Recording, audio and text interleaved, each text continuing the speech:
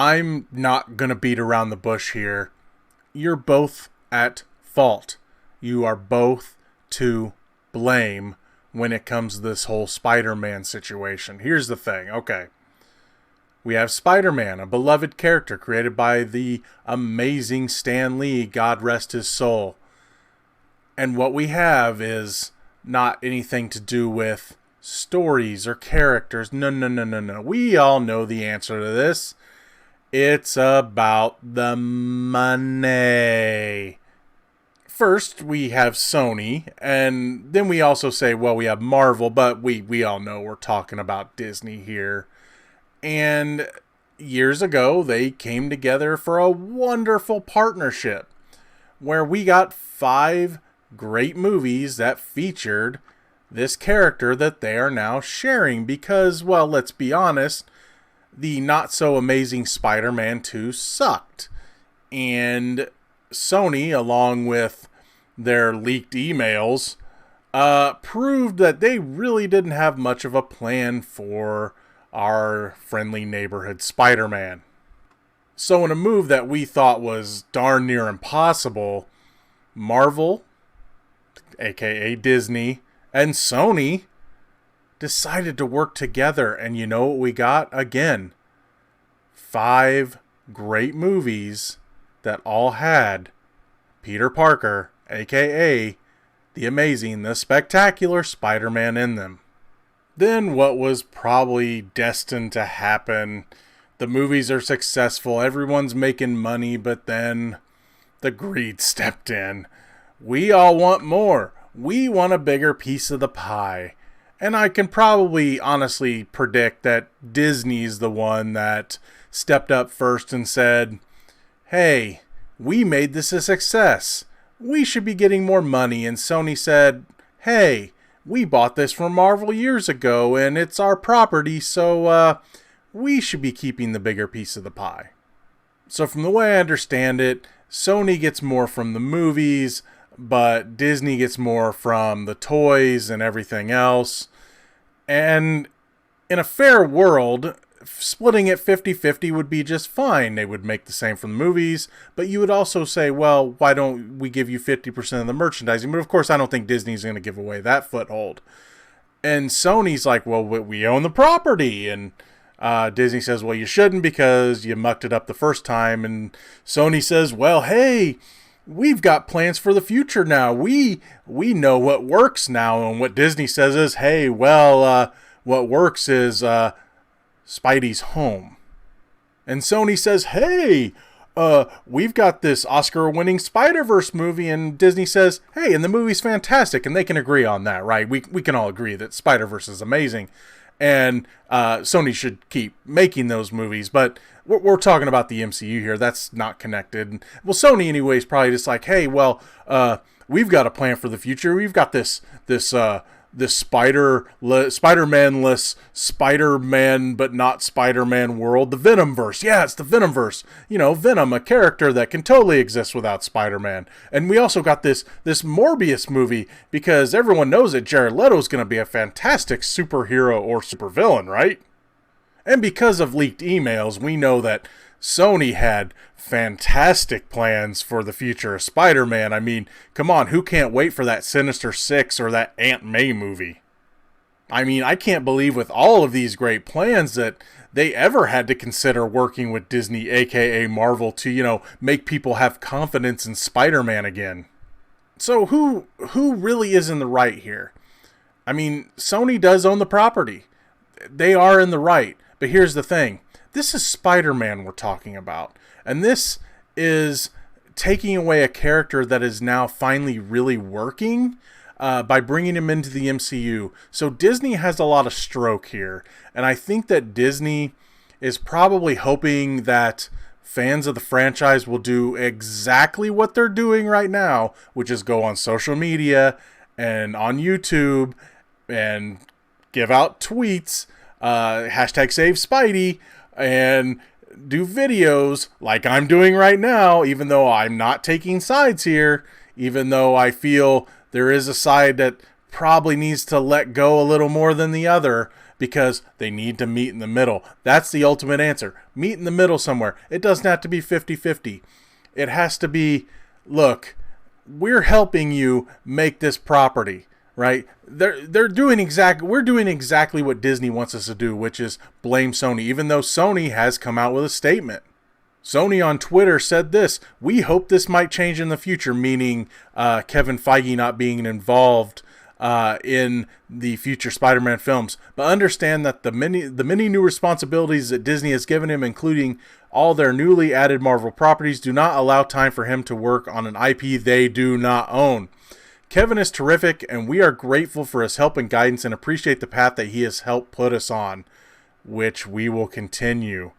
So do you see that Sony thinks that they can continue on this path with Tom Holland as Spider-Man, right?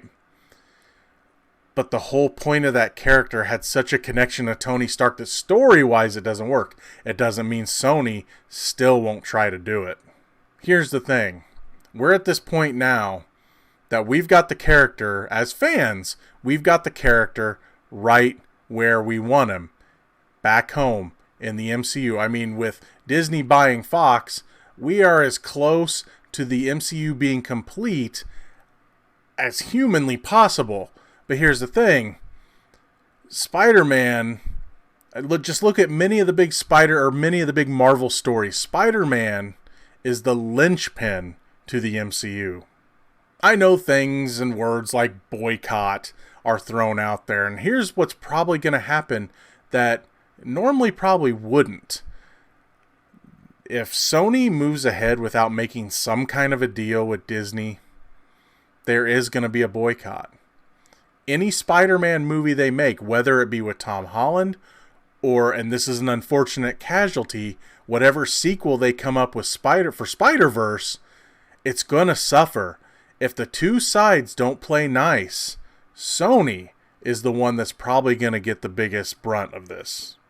You see, Disney could probably find a way to write out Spider-Man, and they've got so many other characters to work with, basically pretty much every other character to work with in the MCU, that though they'll suffer a little bit, they're not going to suffer a ton, especially financially. Sony, on the other hand, just look what happened when The Amazing Spider-Man 2 happened. Sure, it made a little money, but the fan backlash of that movie, why do you think they went to talk to Disney in the first place? While again, I feel that Sony really is somewhat in the right here. They should have a majority because they do own the IP.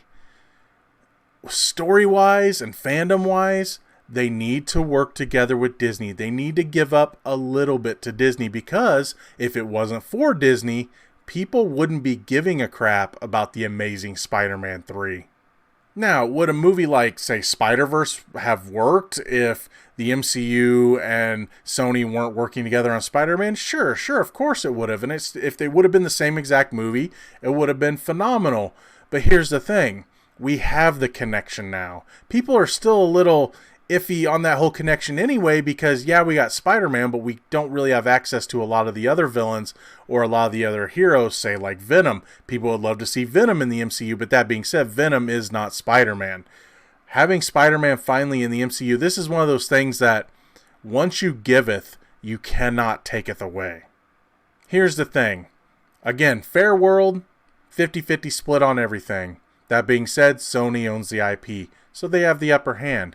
That being said, they have the most to lose when it comes to this whole situation. And with what I'm seeing on Twitter and YouTube and everything else, Disney is banking on that, literally. Now, if they finally come together to some kind of terms, the ultimate winners are us. Us, the fans. Now, financially, they're the winners. And if they come together, they're definitely going to make bank. Especially, I mean, look at how good Far From Home was. Especially with that mid-credit scene. That's something I've been wanting back in the Spider-Man universe for a long time. But here's the thing. If they don't work together, there's going to be backlash. And again, the only survivor is probably going to be Disney. Because think about it. Sony hasn't had a ton of hits lately. Sony, in a way, needs Disney right now. They need Disney to help them. I mean, yeah, we had Venom and it made money, but Venom, let's be honest, it can be fun in its own little way, but it's not that good of a movie. But look at Spider-Man's involvement in Civil War, Infinity War, Endgame, the 2 Spider-Man movies. They're fantastic. And that's exactly what Marvel fans have wanted ever since the MCU became a thing. So Sony, I know you don't want to give up more money. I get it. You own the IP. You made 5 other Spider-Man movies before you had to link them to the MCU. But you know what? Back then, you made the right move because from a fan standpoint, from a story standpoint, from a character standpoint, you gave us exactly what we wanted. You bit the bullet. And you admitted that the way you were going with the Amazing Spider-Man movies was not the way to go. We didn't need another origin story, a different origin story. We just needed Peter Parker back home. And you gave it to us. So I'm asking you, I'm begging you, I'm pleading you, as a fan, please let Spider-Man stay home. Now, as a critic, whatever you decide to do, I'm going to watch it. As a fan, if I was not a critic, I would be a part of the boycott.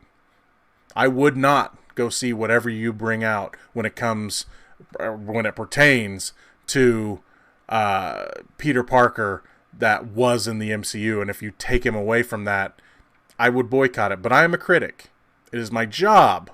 It is my job to accept Hollywood for what it gives me, whether it be remakes, Disney, whether it be unoriginal ideas, whether it be sequels 20, 30 years later that may or may not work. Blade Runner being an exception. Other ones, not so much. Here's the thing, though.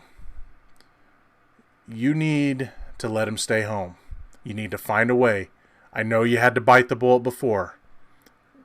You might have to bite it again. Because if you want people to accept your IP, because here's the thing.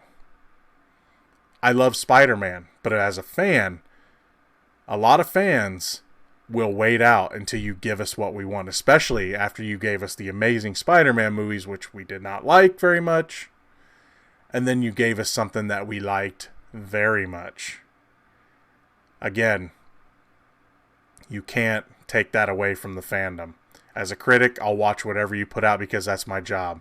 But as a fan, you know what you have to do. You may not have to give up 50%. But you're going to have to give up something because otherwise people are going to let that IP fail. And you're not going to have any choice but to sell it back to Disney. And then you won't get any piece of the pie.